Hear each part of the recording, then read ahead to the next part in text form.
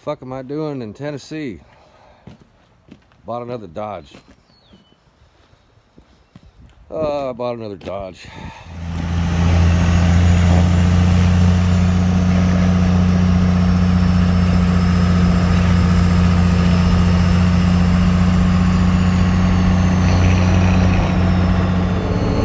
kind of funny, we got a Prius behind us.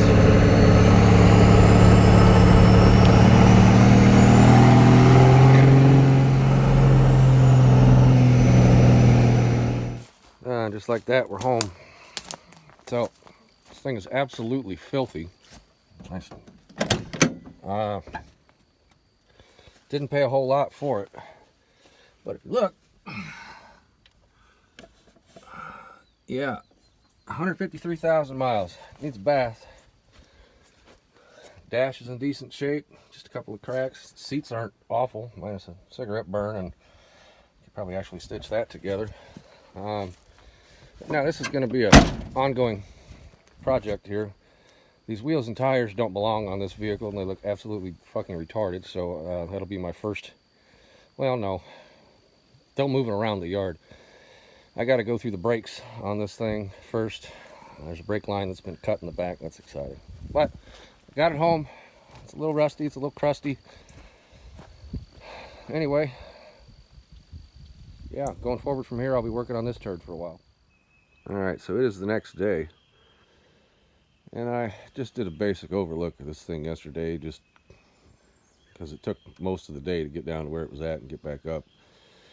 I didn't know a thing about this truck. I mean, I looked at it in the yard where I bought it, drove it about 3 miles and decided it wasn't safe enough to drive. Proceeded to 16 hours later finally get a hold of somebody with a car trailer because AAA never bothered to show up.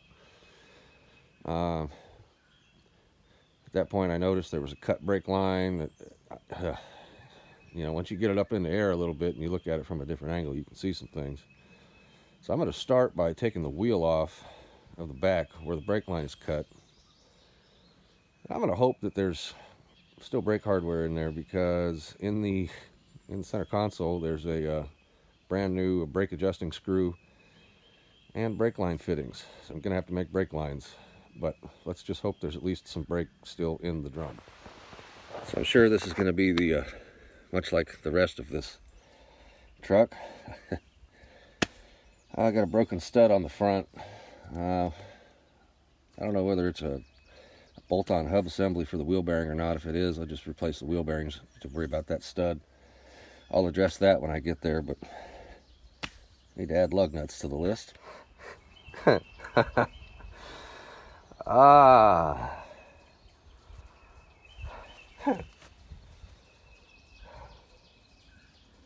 gonna have a hell of a time finding the springs for this. That's that was all just kind of inside of that drum. I pulled the drum off and that all came off with it. You can see the brake line delete. Well, I guess that's probably a good thing I started here. The front end of this truck is a nightmare as well, but we'll get to that. It at least sort of steers. It didn't stop, and that's why it didn't stop.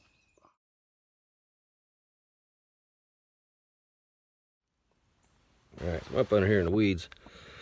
Got the bolts out of this thing. I had to go get a trusted duty screwdriver. I've had this thing as long as I can remember. It used to be my dad's. Anyway, I'm going to set this phone down and see about popping that cover off and seeing what the gears in here look like. See what I'm doing next. Alright, so I'm at least, I mean, the fluid coming out of there ain't never been changed. I don't, oof. Until I get the other wheel off and I can turn it around a little bit in there. But at first initial glance, everything looks like you'd expect a truck that's got 150,000 miles. I'm going to let this soup drain for a minute. If you ask what this pan is I'm dripping in, I used to have goats. That's a goat feed pan. But so far, I'm at least happy with that. I'm going to go hit the interwebs and see if I can't find a brake hardware kit for the back of this truck. So before I get too much further into this, I got to move all this shit out of the way. And then way out over there, where I used to have goats, I've got a couple of pallets that actually at one time used to be a bench that I'm going to reclaim because I don't have the goats anymore. And I need to build myself a workstation. That on this side of the container, I'm at least in the shade half of the day. And then the bench I have on the other side of the container, I'll be in shade the other half of the day so that I'm not standing in the direct sun all summer. Because, man, it's cold in the shade here. It's definitely warm in the sun. So I have to address this issue. I don't know if that's going to happen today or if it's going to happen tomorrow. That might be something that I get help with from my wife.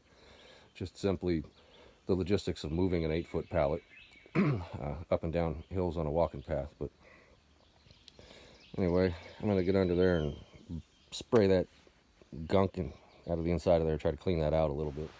All right, so there's the tag off the axle. So it's got a 355, I would assume 350 something ratio in there. I don't know if this is an open unit or if it's a limited slip or not. You could probably run the numbers that are on it. I can't tell by looking at it because, I mean, I know the difference in how they work, but I couldn't build one if you paid me. And so I couldn't tell you just by looking at it. But anyway, yeah, 350 something gear ratio. Now, surprisingly, you get down over in here. It's going to be kind of hard to see. Even though that seal is fucking crusty, and this is all crusty, I'm going to clean that up. Because it doesn't... And you can see the grease on the seal itself, but it hasn't been flinging it. So that, in my mind, just means that it's maybe just doing its job. I'll clean it up and keep an eye on it. But so far, that one looks like a send to me. And I'm sure somebody will tell me not, but looks good from my front porch. It definitely appears the tailgate on this truck has served as the workbench. I've got some degreaser I can spray on this, to which I'm actually going to, I don't know if it works. I mean, I know it works, but I don't know how it's going to work in this particular application because this truck is spray painted and I'd like to get the spray paint off of it. And I know with building model cars, you can soak a spray painted model car in degreaser and it makes the spray paint come off. So we'll see. I'm going to test that. Well, that's the blue paint. I'd like this to go back to blue. You don't want to get it on this fake ass fucking chrome plastic though. It'll peel the chrome off of that too. But I'm going to see about spraying a section and see how thick the spray paint's on there. It doesn't really look too thick, as you can see. All right, some of you might know that I got a creek right here where I'm working on this thing. And every time it rains heavy, it floods. And the last time it rained heavy, this washed down the creek into my yard, and it's been laying right there in the creek, and I kind of been waiting for it to wash away. But what a perfect idea. When life gives you lemons, pull some garbage out of the creek in Lee County and scrub the grease off your tailgate. Well, that looks a little bit better, and that'll do for now, but I'm going to have to hit that with some oven cleaner. I got to charge this phone, so follow me for part 2. I'll probably do a second video today. This phone just doesn't have very good battery life. I need to buy a new one, but I mean, if it ain't, I guess it is broke, but if it ain't broke, don't fix it because it still works. You just got to charge it a couple times a day. Anyway, see you in the next one. All right, so while I'm waiting for that degreaser to do its job, I hit it once. Silver paint. Look back here. I didn't even think about it. This truck was two-tone. So if this works, then I can maybe just touch up the silver where there's a little bit of rust in it on the other side. And I can get the spray paint to come off of there with, so far I'm spraying it with that and wiping with that. We'll see. I mean, worst case scenario, I'm getting the flakes off to prep for spray paint it, because I'm certainly not going to put a professional paint job on this thing. Anyway, I'm going to go ahead and get this wheel off of here and take a look at what's going on inside of that drum. Well, although not great, it's all there. That wheel cylinder's probably leaking because it's wet, but I mean, yeah, I'm gonna have to go through that. But that's at least I could take a picture of that and put it in, and figure out how to put the other side back together, because I've never seen two sets of drum brakes that are the same. I'm gonna have to get the tool to work on those springs. I've actually got some Blue Point needle nose pliers that I bought 100 years ago when I used to be a Dodge technician. I gotta figure out if I can find them. I think my wife might have actually broke a pair. If anybody happens to sell Blue Point tools and want to give me a warranty, I got a pair of right angle needle nose I need exchanged. But I'm gonna just throw the drum and the wheel back on this for right now. This will at least move it around the yard. All right, so it's coming off. You can still see the gray paint on top of the silver, and I'm hitting it with the scratch pad there. And yeah, I know it's going to absolutely destroy whatever finish was left on the two-tone that's here. But let's keep in mind what this is. Okay, this is a Dodge from 1992. They all had this shit. The clear all peeled off of them. So whatever finish was on this paint was junk to begin with. Whatever I'm left with here, once I get all this gray paint off of this thing, I'm going to do something like get a bottle of that Pappy's Patina, or maybe head over to the Vice Grip Garage page and maybe get some of Derek's Shine Juice or something for this. And you might ask why I'm worried about this while this is all taken apart. Something you have to take into consideration. This is where I live, not my Jeep. This is where I live. All right.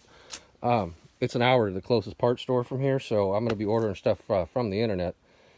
And in an effort to keep this somewhat cost effective, I'm going to do the brakes and a diff cover gasket, and I'm going to pop that diff cover back on there just for now to keep the gunk out of it. But I'm going to order brake stuff and the gasket in the back and get this taken care of. But in the meantime, I got all the time in the world over here to do this. So yeah, a little bit of oven cleaner, a little bit of degreaser. It's taking the spray paint right off of it, a little bit of elbow grease, and I will much prefer the blue and silver two-tone to this, I don't know what you would even call that. I mean, it's almost like a battleship gray, maybe. I don't know. Looks fucking awful. But yeah, that's working. All right, let me walk you back down here. It's Cinco de Mayo, so I had to stop, change my shirt, wash my hands. I'm working on some meat I had in the crock pot. I got a shredded chuck roast that I'm now simmering in beef consomme, and some peppers and onions, and a can of tomatoes and green chilies. So that's what I'm working on currently. It took me a while to figure out. When you look at the AutoZone app, I tried the Rock Auto website, and to be honest with you, that website fucking sucks. It lists all the stuff in there individually, which is fine if that's what you're looking for, but I don't know exactly what this set of brakes needs. I guess I could just look at the other side. I just wanted to buy the whole kit, all of it. At AutoZone, you can get wheel cylinder, the spring and retainer kit, and then the shoes. And anyway, I figured it out. There was in-store pickup, which is like 2 hours away from where I'm at. Wasn't going to happen. I was looking for the home delivery option, which that took a minute to figure out what was what. So I got that drum back on there. I'm going to leave this wheel off for now. I ordered a pair of wheel cylinders for it. This is still doing its thing. That's going to be a long process. This took a minute. I couldn't find the wire wheel that goes on my drill, and I knew I was going to need to clean up the insides of these bolt holes with my Dremel just to make sure, because this thing's rusty. A lot of orange RTV on it. Ordered a new drain plug, but I got that cleaned up well enough to paint. That contact surface is all right. Clean enough on the inside. As old Derek from Vice Grip Garage would say, it's good enough for the girls we date. And if I should happen to quote that man on something, it's not because I'm trying to plagiarize him. It's because I respect the guy and I find him funny as shit. He's both funny to watch, and you could stand to learn a thing from the dude. So I got all that bullshit coming. Waiting on a gasket.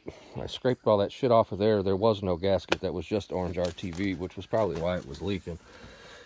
And upon looking at this, when you move the axle, it moves around the spider gears, but not the ring gears, which to me means that is an open rear end. And yeah, it's a little rusty in here, but I'm going to work on that. I know I need a new pair of shocks because these things are absolutely rotten. But until I figure out what the ride height is going to be on the back end of this thing, when I find a reasonably priced pair of tires and take these blocks out of here and figure out what I got to do with the torsion bars in the front to level it out. I mean, the ass end already sits about that high. But at that point, I'll worry about replacing the shocks. I don't exactly know what it is I'm going to need to replace those shocks until it sits where it's going to need. This is why I want, I don't even know why I have this. I thought I might actually be able to use that on the rear end, but apparently gear oil eats it up. I'm going to need to get lug nuts.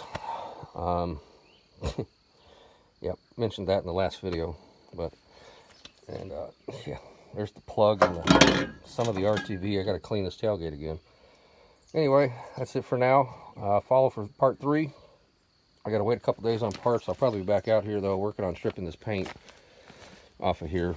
And I need to find some of these because there's not enough taillight bolts and things of the sort. Maybe another one of those. But anyway, that's it for today. See you guys in the next one.